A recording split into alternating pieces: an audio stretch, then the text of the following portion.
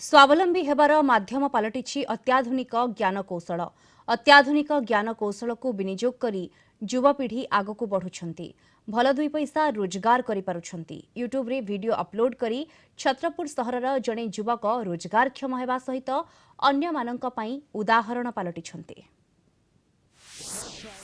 Winner for 30 minutes category film The Dark Path by Durga Prasad Martha.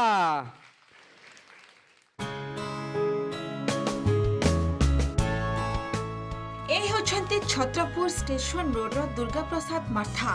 बयस मात्र 23 वर्ष। निज अंचल रही किछि करिबा आशा नहीं दुर्गा 2020 नवेम्बर रे सड़क सुरक्षा एवं असहाय को सहायता प्रदान पाई प्रस्तुत करथिले क्षुद्र चलचित्र आउ सेगुड़िक निज यूट्यूब चैनल ले अपलोड मध्य करथिले।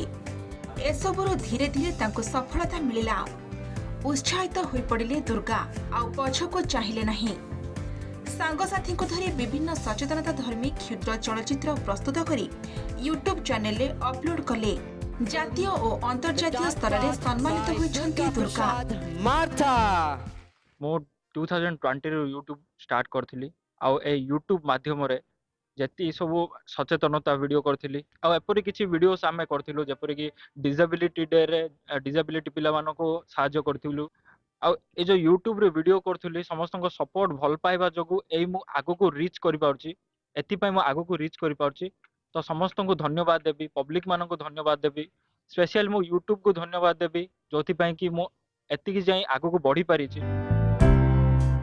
दुर्गा जणे बीटेक छात्र एबे से डिजिटल मार्केटिंग पढुछंती।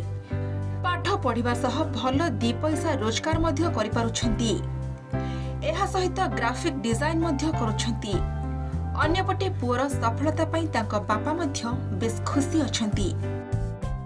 ए जारे लोक हम देखिली तार चैनल ला धीरे केन गोटे 20 टा सब्सक्राइबर रो गोटे 50 टा 50 रो केन एबे जे हे हलानी मोनेटाइजेशन दे स्टार्ट हेलानी। किछ इक्विपमेंट नथिला एबे जे केते से मध्य आगु पळेलानी। आई होप से और आगु जागिर बड़ ब्लॉगर गोटे हे परियो। यूट्यूब रे करी बहुत माने ये माने किछिटा से सफलता पाई बोली बहुत चेष्टा करुच्ची और गरीब लोक मध्य साहाय्य करने से चेष्टा करुच्ची। तेणु सी कि आगू जीव यह करिया परे से जदि सफल होउची जदि किछि ताकू माने दरकार पड़े बोले मु ताकू साहाय्य सहानुभूति पाई बोली साहाय्य करि पाबी मु चेष्टा करुच्ची। The third prize winner for 30 Chhatrapur संतोष कुमार साहू का report, Kalinga TV. by Durga Prasad Martha.